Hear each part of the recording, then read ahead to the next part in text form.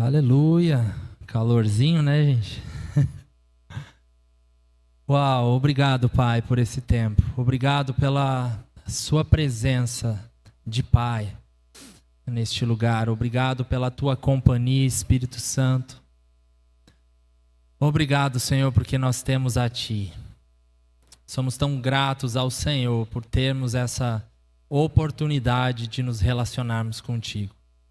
Pai, preparei uma palavra para essa noite, mas me guia, me instrui, me conduz, que as minhas palavras sejam as tuas palavras, Pai. Em nome de Jesus. Amém? Estava ouvindo o irmão testemunhando a respeito do que Deus tem feito na vida dele. E obrigado pelo teu testemunho, irmão. O quanto nós crescemos, o quanto a nossa fé é robustecida quando nós ouvimos os testemunhos daquilo que Deus tem feito. Às vezes, em determinada semana ou determinado mês que as coisas são corridas, aparentemente só foi um culto.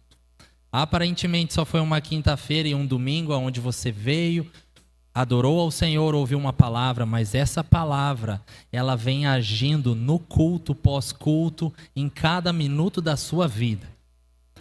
Muitas vezes a palavra vai entrar através da vida, através da sua vida e começa a alcançar durante a semana o seu irmão, a sua irmã, o seu tio, o seu primo, quem tiver ao seu redor é tocado pela palavra de Deus. A gente está aqui neste lugar e não estamos pregando uma palavra que não surte efeito. Nós estamos neste lugar pregando a palavra de Deus. E o que eu tinha realmente para abrir esse culto aqui é falar a respeito, rapidamente lembrando, de uma retrospectiva do que Deus tem feito nesse lugar e começar com um testemunho do irmão. É maravilhoso, né? Nesse ano todo, obviamente, hoje não é o último culto do ano, mas você vai entender no decorrer dessa mensagem aqui alguns pontos importantes, né? E eu me alegro muito no Senhor pelo que Ele tem feito aqui nesse lugar, pelo que Ele tem feito nas nossas vidas. Eu não sei você, meus irmãos, mas quando eu ouço alguém falando, olha, minha vida estava dessa forma, e hoje eu posso viver, hoje eu estou liberto disso, hoje eu estou liberto daquilo. É muito gratificante, meus irmãos. É muito gratificante nós podermos ser participantes, junto com os nossos irmãos, das coisas que o Senhor tem feito. Amém? Aleluia! Nós estamos, de fato, virando uma chave de 2023 para 2024.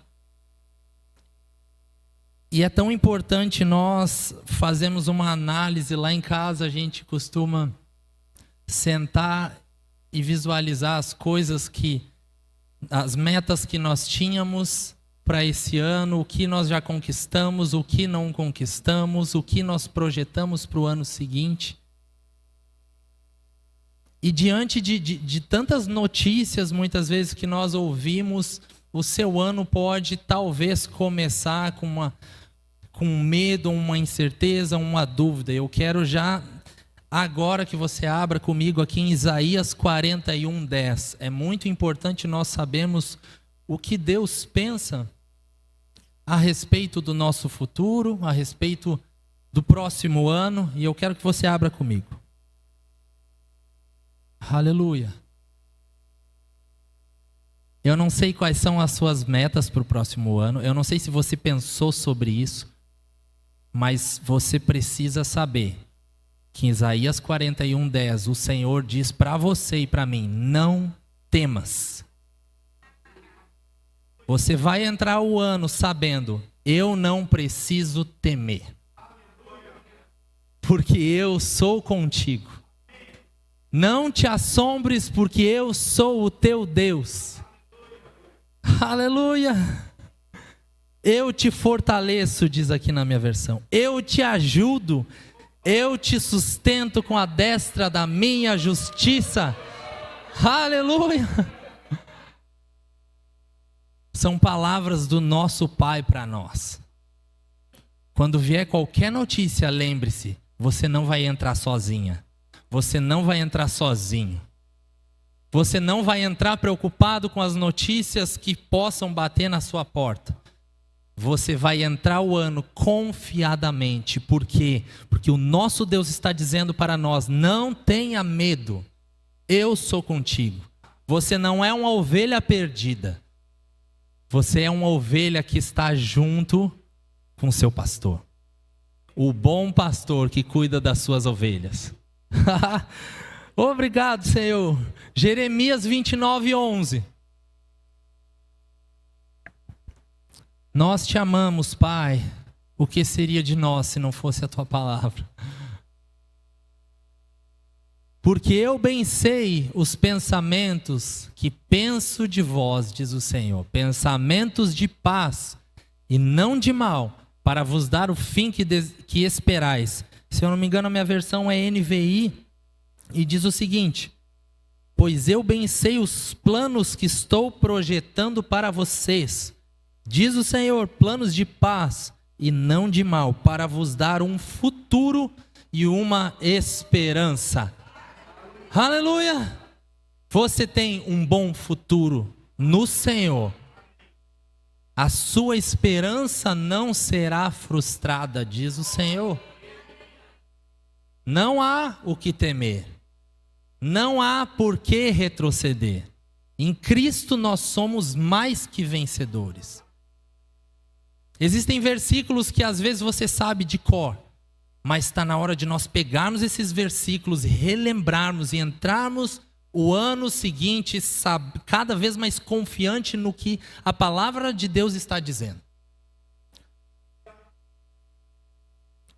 Aleluia! E organizando a palavra, me veio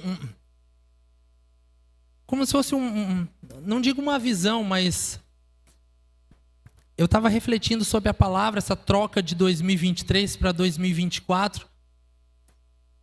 E muitas vezes a mudança de um ano para o outro pode ser como sair de um ônibus chamado 2023, com algumas bagagens. Você para na parada de ônibus e vai embarcar num novo ônibus em 2024. Você está comigo? Quem está viajando, ele sempre vai levar bagagens.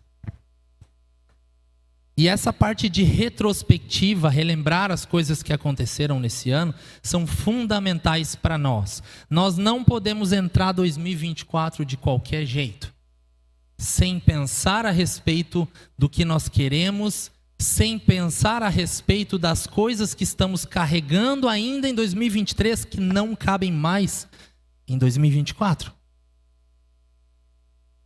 E eu estava pensando sobre isso, e eu vi que na minha vida 2023 eu conquistei algumas coisas que foram bênção para mim e para minha família. E essa bagagem eu quero continuar levando para 2024. Mas talvez existem bagagens que não são boas, que ou você pegou no decorrer do ano, ou você está carregando no decorrer dos anos as bagagens que não são boas na sua vida. Mas você não vai entrar 2024 com bagagens ruins. Amém? Vou facilitar um pouquinho para você. Bagagens ruins podem ser vícios, manias, hábitos, comer demais, comer de menos, atrasar os compromissos, dormir pouco, dormir muito, ignorar a saúde emocional, não cuidar das suas emoções, excesso de redes sociais, excesso de televisão, compras impulsivas, fofocas, pessimismos, comparações, excesso de trabalho e falta de vida com Deus. Podem ser várias bagagens que talvez em alguma dessas eu e você possamos nos enquadrar. Bagagens boas, boa administração financeira, realizar atividade física, boa alimentação, planejamento semanal ou diário, organização nos horários, prática da gratidão, prática do amor, prática de alegria, congregar, tempo em família, ser generoso, são bagagens que vale a pena continuar. Nunca devemos soltar das nossas mãos a prática da gratidão, a prática da generosidade. Você está comigo? E existem bagagens que eu e você também possamos querer adquirir no decorrer de 2024. Vou te dar exemplos. Cultivar bons relacionamentos. Talvez você está cultivando relacionamentos que não estão te edificando. Mas em 2024 você pode pegar uma nova bagagem. A bagagem dos bons relacionamentos. Pessoas que de fato professam a mesma fé que você. Nem sempre nos ambientes aonde você estiver vão ter crentes. Mas no seu convívio, no seu lazer, é fundamental você se relacionar com pessoas que professam a mesma fé que você. Bagagens que eu quero adquirir nessa viagem de 2024. Ter um sono adequado, talvez. Cuidar da saúde. Administrar o tempo em família e tempo com Deus. Talvez 2024 vai ser o ano que você vai começar a servir nessa igreja. Em algum departamento aqui neste lugar. Vá preparando o seu coração. Vá dizendo sim para o Senhor. Vá pensando a respeito dessa nova bagagem que você quer levar. Desde quando nós dizemos sim para o Senhor, a gente nunca mais vai viver a mesmice da vida. A gente vive uma vida acima com o Senhor. Nos lugares altos. Talvez 2024 seja o ano de você ajudar em alguma obra social. Intensificar a meditação na palavra de Deus. No tempo de oração, no tempo de intimidade com o Senhor. Eu não sei. Mas o que eu sei é que eu e você precisamos pensar a respeito disso. Abra comigo lá em Mateus 11, do 28 ao 30.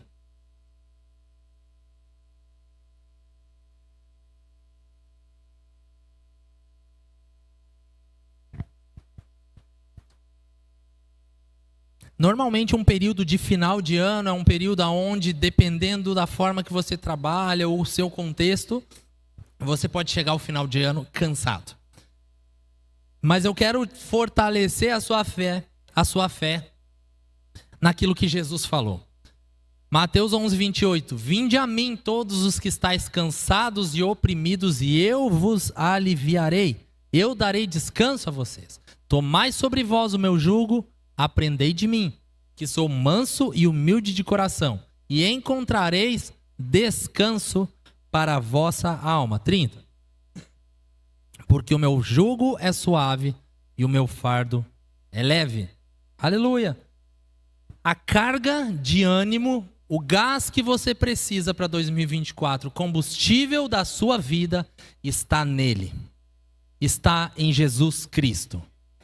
Por mais descanso que você possa buscar em qualquer outro lugar, o gás que você precisa para correr essa jornada do ano seguinte está em Jesus. Amém? Oh, glória a Deus! Assim como nós precisamos planejar o próximo ano, havia um planejamento da parte de Deus, havia um plano original de Deus a respeito da humanidade. Quando Deus criou Adão, Ele planejou Adão, Eva, e o desejo de Deus é que o seu caráter, a sua vida, as suas características no convívio com Adão fossem notórias, e Adão tinha que passar para os seus filhos as características de Deus Pai. Você está comigo? O desejo de Deus era que Adão se posicionasse revelando o caráter de Deus para sua família. O desejo de Deus era que os filhos de Adão, por exemplo, olhassem para Adão e vissem: nossa, como o meu pai, ele é bom. Como o meu pai, ele é um pai incrível. Como o meu pai é um pai zeloso. Por quê? Porque viam em Adão aquilo que já estava em Deus. Amém? Passando de pai para filho por gerações. O que ele recebeu de Deus através do seu relacionamento com ele deveria ser transmitido para os seus filhos. A palavra caráter significa um conjunto de características e traços que determinam a forma constante de alguém agir e reagir diante de situações. O desejo de Deus era que vissem o pai natural, Adão, e descobrissem o pai espiritual. Obrigado, Senhor. Romanos 3, 23. Eu estou indo degrau por degrau com você para a gente construir essa linha de pensamento que é tão importante nessa noite. Pode deixar aí, Vitória. Marquinhos. Então, o desejo de Deus era que Deus ensinasse Adão, Deus transmitisse sua vida para Adão, seu caráter, sua forma de falar, sua forma de pensar, de reagir. O desejo de Deus era que Adão crescesse com as características de Deus. A referência para Adão seria sempre Deus. E a referência dos filhos e gerações de Adão seriam o mesmo caráter encontrado em Deus Pai. Porém, a Bíblia diz que todos pecaram. Você conhece a história e você sabe que a partir do momento que Adão e Eva pecaram, houve uma separação. Em outra versão, a NVT vai dizer o seguinte: pois todos pecaram e não alcançam o padrão da glória de Deus. O pecado tirou a referência de Deus na vida do homem, na vida de Adão. O pecado tirou de Adão a referência do padrão de Deus. Porque a partir do momento que entrou o pecado na terra, houve uma separação do relacionamento entre o homem e Deus. Deus nunca quis se separar do ser humano, mas por causa do pecado foi necessário esse rompimento. Logo, a imagem de Deus foi distorcida. As gerações foram passando e os filhos e as gerações de Adão não tinham mais uma referência de homem com caráter de Deus. Foi se perdendo no decorrer da história. Com a vinda do pecado, o palavrão começou, a linguagem começou a ser outra.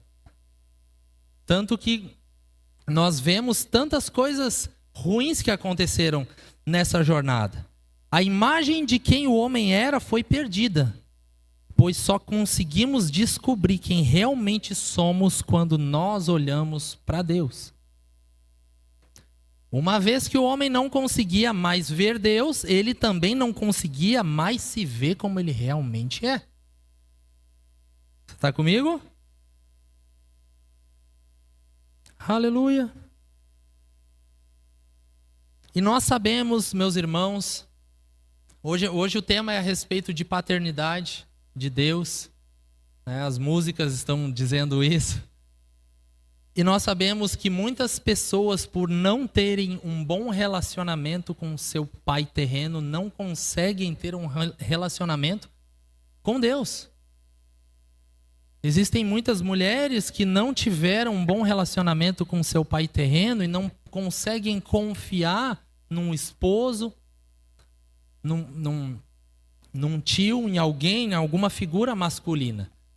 Porque se perdeu, né, a figura correta. Mas, meus irmãos, talvez você não tenha um pai presente, talvez você nunca conheceu o seu pai. Mas isso não impede de você desfrutar da paternidade de Deus na sua vida. Talvez a referência ruim do seu pai ou de quem te criou possa tentar desajustar e trazer um foco errado a respeito de quem Deus é. Mas, meus irmãos, Deus, ele não muda. Deus, ele é um bom pai. Independente se você viu falhas de caráter em alguém, o nosso Deus, ele não tem falhas de caráter.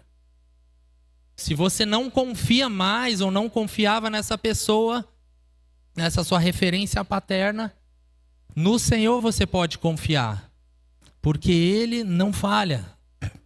Ele é o Criador, Ele é o nosso Deus. E Ele é um Pai presente. Deus, Ele é a nossa referência de Pai. Nenhum pai natural consegue ser o melhor pai se não tiver conexão com o Pai Celestial. Você pode tentar de todas as formas, tentar ser o melhor pai para os seus filhos, ou para quem você cuida e cria, mas você só vai conseguir desfrutar do seu melhor como pai se você estiver ligado com o Pai Celestial, com o seu Deus. Uau! E por isso, meus irmãos, Deus viu que a humanidade tinha pecado, tinha errado, e Deus providencia Jesus para restaurar as coisas. E Jesus não veio só para... O pastor Silvio falou isso um pouquinho mais cedo. Jesus não veio só para que a gente saia do inferno e vá para o céu.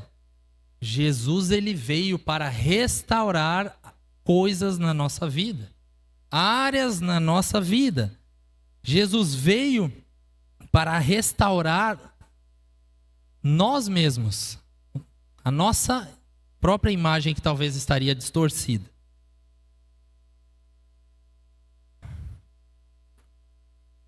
E tem muita gente, meus irmãos, limitando o poder de Deus, pensando que Ele veio somente para nos salvar.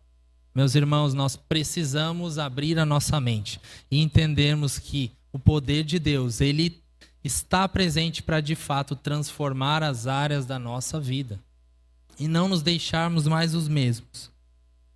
Na velha aliança, a lei mostrava um Deus que muitas vezes era distante, né? A velha aliança, através dos 10 mandamentos, mostraram quão distante que o ser humano estava de Deus. O homem, ele estava perdido em seus pecados, em seus delitos, e Deus, né, traz as leis, e o ser humano teve uma nova referência do quão longe ele estava, né, do caráter de Deus, dos princípios da palavra de Deus. Abre lá comigo João 1, do 17 ao 18.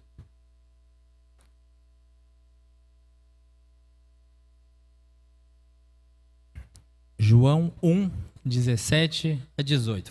Vai dizer o seguinte: porque a lei foi dada por Moisés, mas a graça e a verdade vieram por Jesus Cristo. Deus nunca foi visto por alguém. O Filho unigênito que está no seio do Pai, esse o revelou. Havia uma visão errada e distorcida a respeito de Deus na velha aliança. E quando Jesus veio para restaurar as coisas, ele veio mostrando através das suas atitudes qual era o caráter de Deus, como esse Deus tão poderoso e criador de todas as coisas, ele era no dia a dia. O que Deus pensava a respeito das pessoas? Jesus veio curando a todos, Jesus veio se compadecendo das pessoas, Jesus veio amando as pessoas, Jesus veio mostrando, né, como um rio que fluía de dentro dele, quem era Deus Pai, através das suas atitudes. Porque até então, no Velho Testamento, Deus, ele era conhecido muitas vezes como El Shaddai, o Deus Todo-Poderoso. Chamar, Deus presente. Jeová Shalom, Deus de paz. Jeová Rafá, Deus que cura. Jeová Jireh, Deus de provisão. Ele é tudo isso. Amém? Mas Jesus veio apresentando um Deus ainda não visto. Um Deus Pai. E os discípulos, sem saber e sem saber como pedir a Deus. Me ensina, Jesus, como relacionar dessa forma que você se relaciona, que a gente nunca viu. Então os discípulos, num pedido a Jesus, eles falaram: Jesus, nos ensina a orar. Abre comigo lá em Lucas 11:1. Os discípulos, eles viam em Jesus um relacionamento diferente com Deus. E o fruto que Jesus dava. Certo dia, Jesus estava orando em determinado lugar. Quando terminou, um de seus discípulos lhe disse: Senhor, ensina-nos a orar, como João nos ensinou os discípulos dele. E essa foi uma forma dos discípulos tentarem expressar de fato para Jesus como Jesus, que você se relaciona com esse Deus tão próximo. Não é um relacionamento só de saber a grandeza de Deus, é um relacionamento de estar presente, estar ligado, estar conectado, algo muito próximo e grande que até então a gente não viu. Mas está vendo agora em você que é possível. Porque Jesus, ele veio trazendo um novo e vivo caminho. Jesus, ele foi restaurando o desejo de Deus lá da criação, que foi nunca se afastar do ser humano. E não poderia ser diferente. Jesus vir revelando como o Pai era através do seu caráter, né? E ensinando que esse Deus tão grande, tão poderoso, que cura, que salva, que sara, ele também é um Deus que quer ser um Pai. Ele também é um Deus que quer estar presente comigo e com você todos os dias. E esse pedido dos discípulos veio realmente visualizando o dia a dia de Jesus com esse Pai. Não era um modelo religioso padrão da época que Jesus veio reforçando a importância de ser religioso. Jesus veio trazendo um relacionamento íntimo com um Deus tão grande. Aleluia! E então, Jesus responde os discípulos. Vamos lá em Mateus 6, do 9 ao 13. E é essa parte que eu quero me ater um pouquinho mais com vocês. Mateus 6, do 9 ao 13.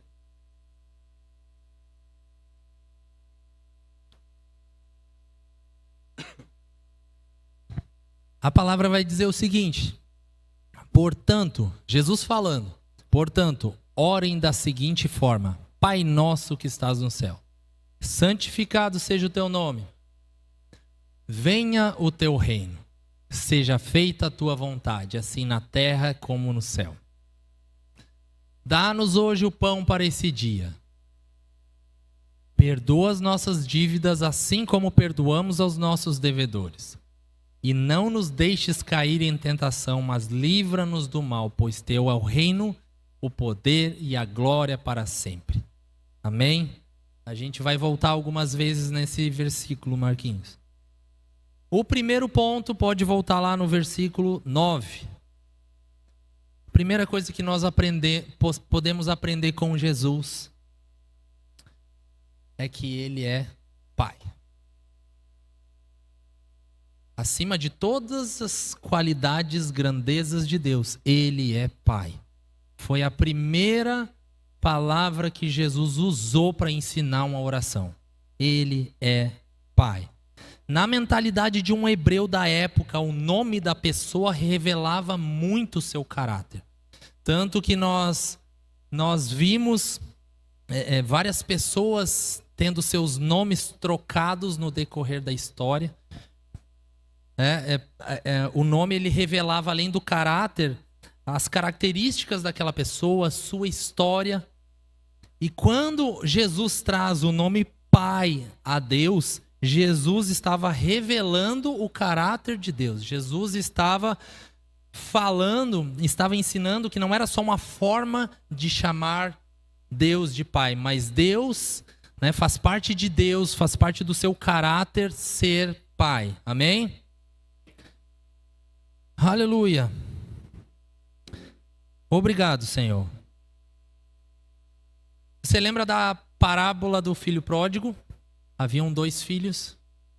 Um deles pediu a parte da herança, se afastou do seu pai.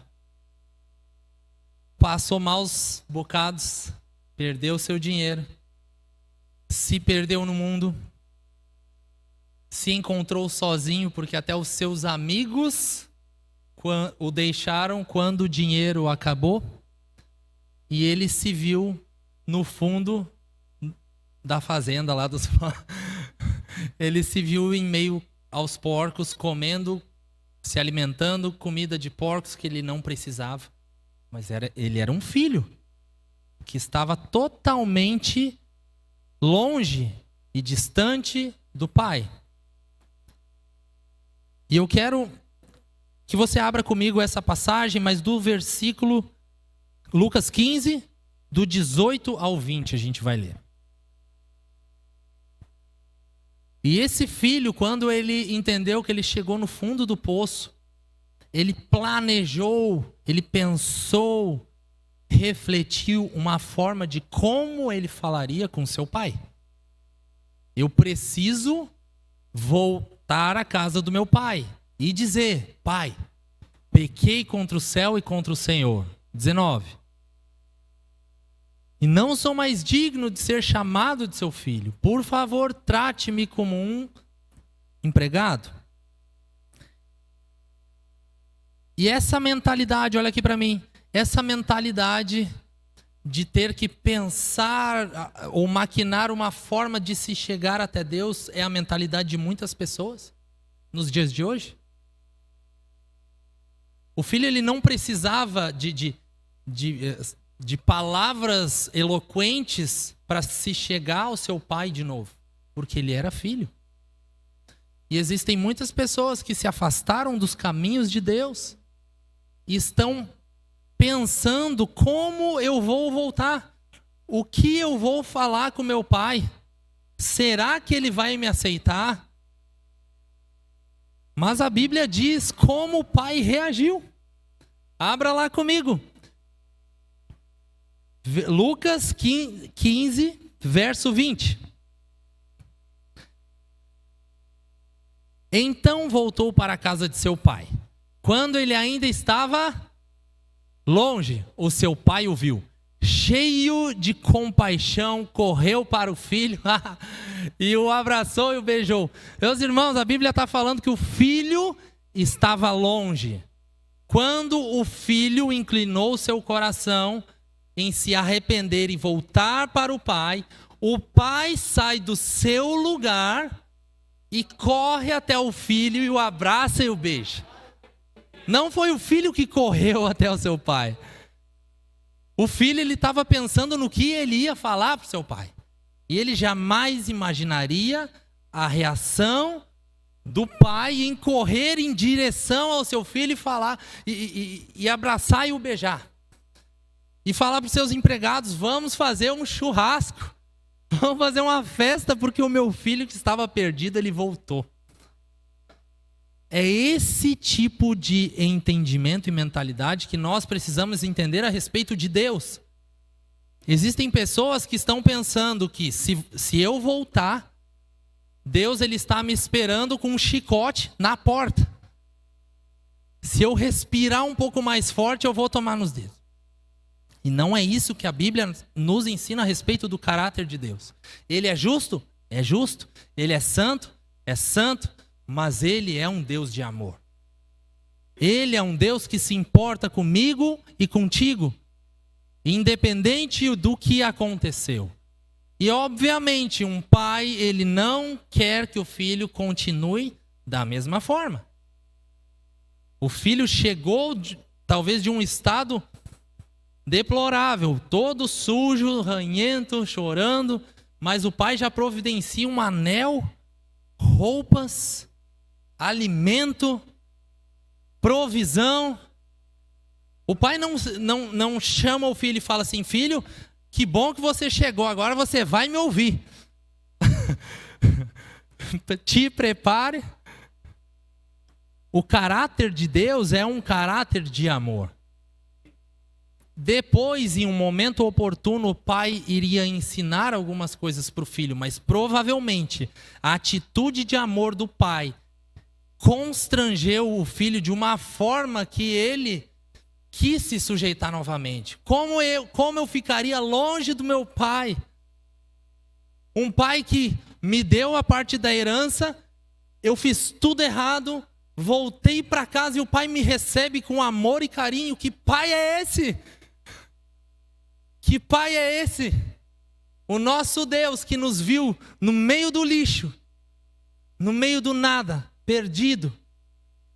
Um pai que nos viu distante dele. E muitos de nós ainda pode ter falado: eu não quero esse Deus. Eu não quero ir na igreja. Eu não quero ouvir a respeito desse Jesus. Mas o pai permaneceu naquele lugar. Por isso que todas as vezes, meus irmãos, que alguém em nossos cultos aceita Jesus, é um momento de festa, é um momento de alegria, porque é reflexo da alegria do nosso Deus lá no céu. O nosso Pai celebra junto comigo e contigo aqui neste lugar.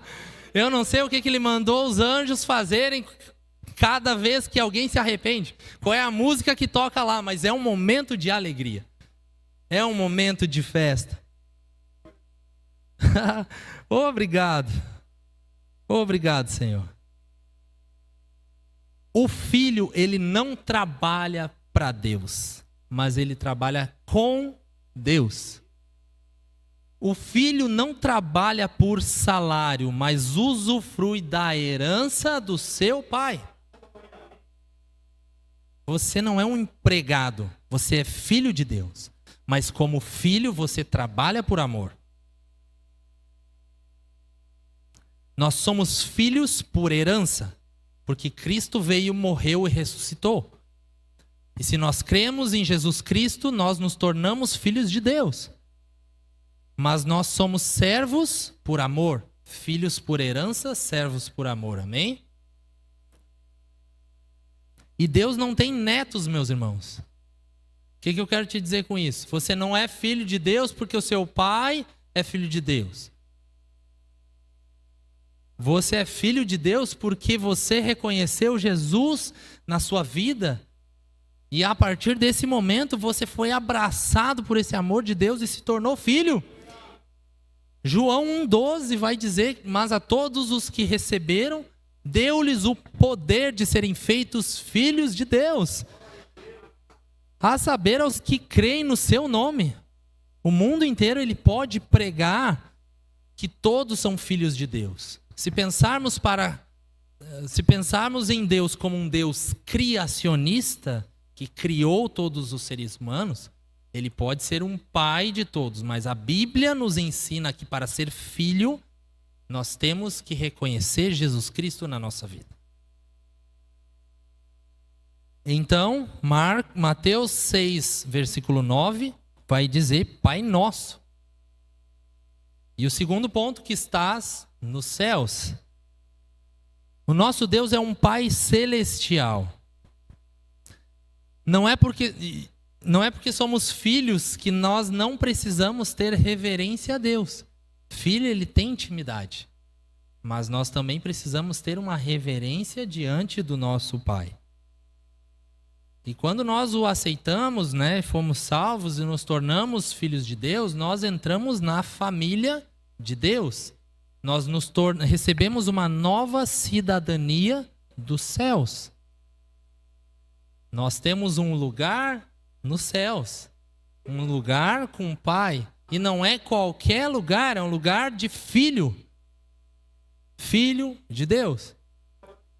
Quando a gente está prestes a virar o ano de 2023 para 2024, nós não podemos pensar que nós vamos entrar um ano de qualquer jeito. Nós entramos o ano como filho amado de Deus. O Pai se encarregando de prover tudo que nós precisamos, de dar o suporte necessário para tudo que nós formos ser desafiados nesse próximo ano. Ele está conosco. Você não está sozinho.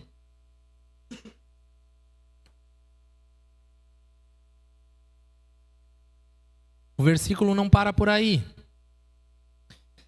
Ele vai dizer o seguinte: Pai nosso que estás nos céus. Já me perdi. Santificado seja o teu nome. Deus, ele é um Pai santo. A palavra santo significa respeitado e separado.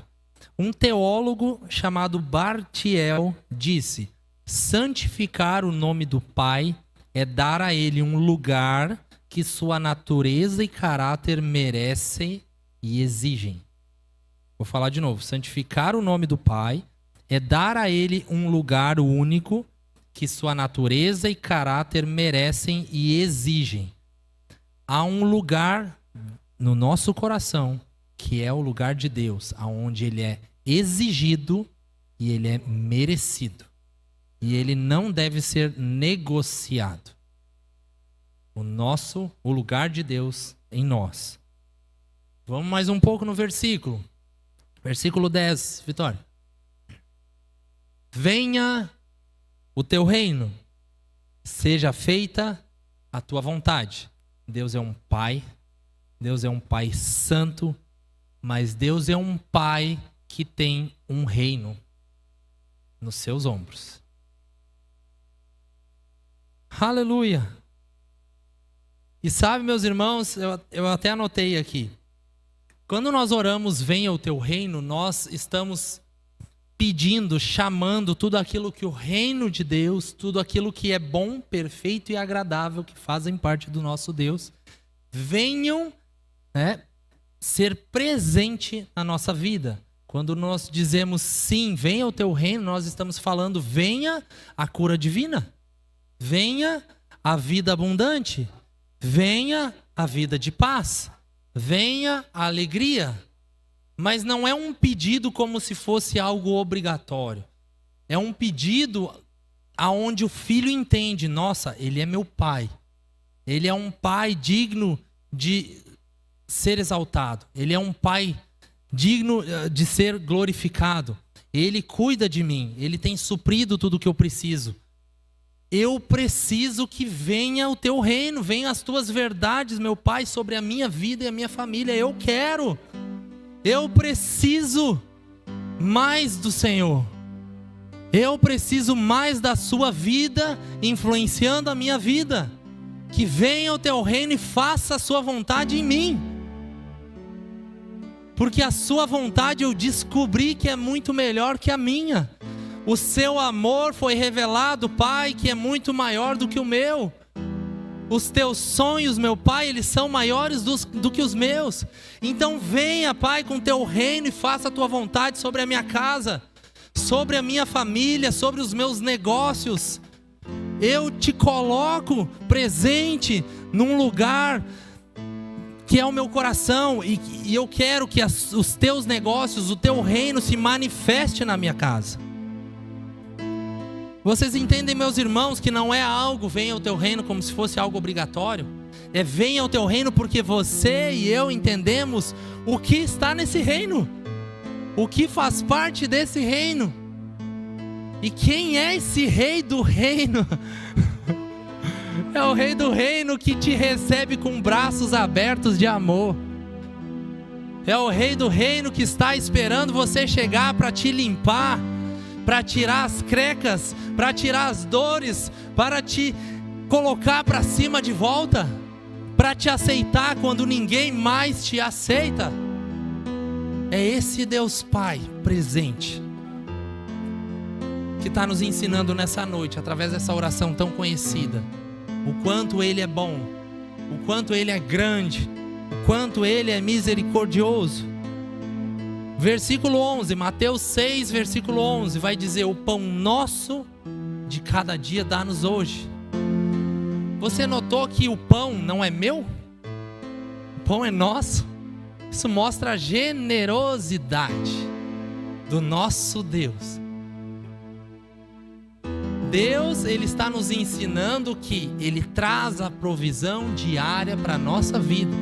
O que eu e você precisamos como filhos, o Pai, Ele nos dá.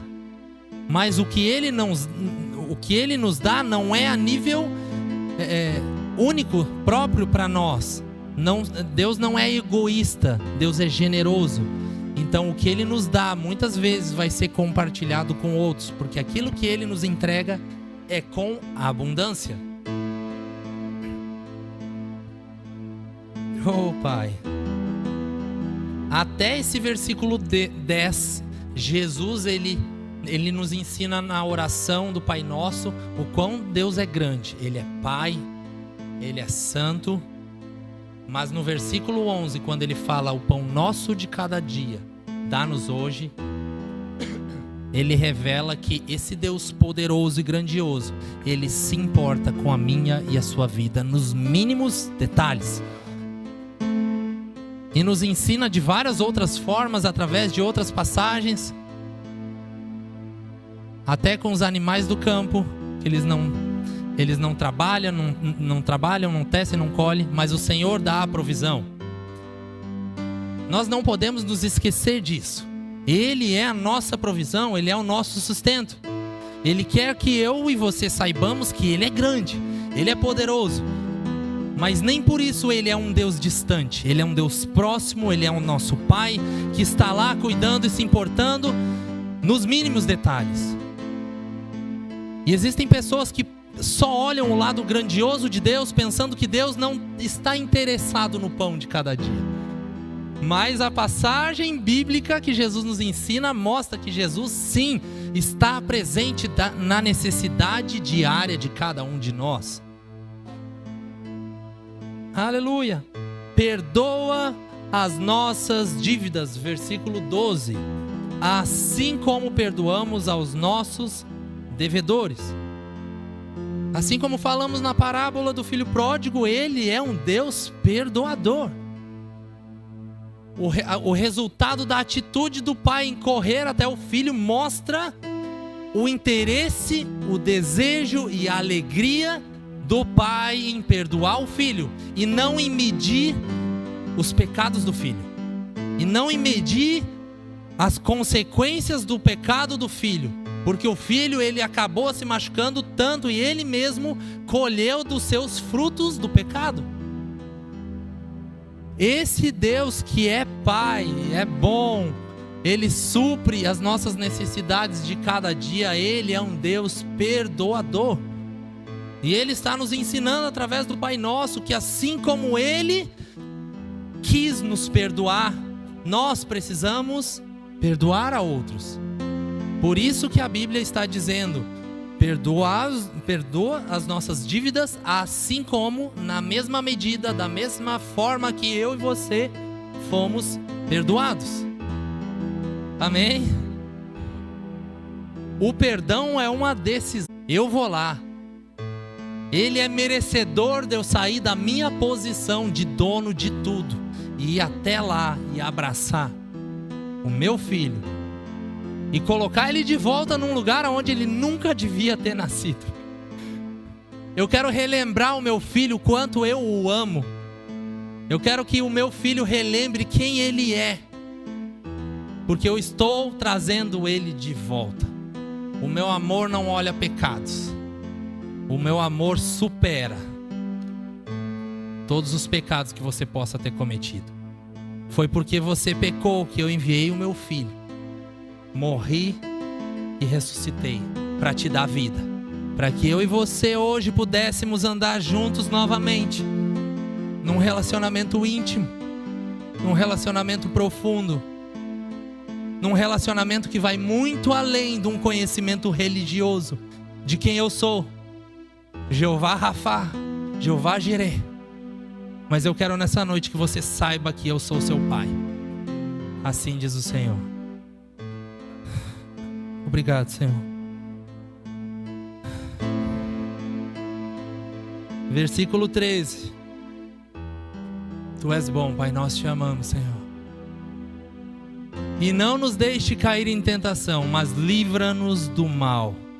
Salmos 94, versículo 22 vai dizer que o Senhor é a minha torre segura, o meu Deus, a rocha em quem encontro refúgio. Venha o que vier, Ele é a nossa rocha, Ele é a nossa torre segura. Ele é o nosso protetor, Ele é o nosso guardador, Ele é o nosso Pai presente, que nos abraça, que está com o braço estendido para que nós possamos pegar na sua mão e andar confiadamente. Agora há pouco que o Pedro dá os primeiros passos sem a minha mão ali, porque ele aprendeu com seu pai, com a sua mãe, com a sua família, como caminhar. Nós precisamos aprender com o nosso Deus como nós devemos caminhar, como nós devemos viver essa vida. O filho pródigo, ele só desfrutou do ruim da vida porque ele se afastou do seu pai. Se ele não tivesse saído do cuidado do pai, ele sempre comeria a comida de filho. Ele sempre comeria do melhor. Aleluia. Por isso que a Bíblia vai dizer: se quiserdes e me ouvirdes, comereis o melhor dessa terra. Se você tiver o foco no Senhor, os olhos na sua palavra, não há como perder, não há como errar, não há como não desfrutar, só se você realmente não quiser. Aleluia. Para encerrar, meus irmãos, nós podemos aprender uns com os outros, nós podemos aprender com livros, mas não há nada melhor do que aprendermos com o nosso Deus. Não há nada melhor nós aprendermos juntos com o nosso Pai, todos os dias. Como Ele fala, como Ele se comporta. Eu e você estamos crescendo. Nem sempre eu acerto, meus irmãos, mas eu busco avançar, eu busco crescer, eu busco aprender com meu Pai aquilo que Ele quer ensinar. Você pode ficar de pé nesse lugar. Deus é um Pai presente para trazer a provisão de cada dia, para restaurar o erro do passado, para nos ajudar a vencer os desafios do presente e do futuro. Ele está interessado em se envolver por completo na minha e na sua vida. E nessa noite eu quero, de uma forma muito rápida, eu quero perguntar se tem alguém aqui nessa noite que gostaria de receber esse Deus tão poderoso, mas que é um Deus Pai. Se tem alguém aqui nessa noite que gostaria de se reconciliar, de se reconectar com Deus, assim como o filho pródigo chegou à conclusão: meu Deus, o que eu estou fazendo aqui? Como eu me perdi? Eu preciso usar as palavras certas para voltar ao meu Pai. Mas o foco não é a palavra certa, o foco é o seu coração com a intenção em voltar. Tem alguém aqui nessa noite que gostaria de se reconciliar com o Senhor? Amém? Temos um irmão, pode virar para cá.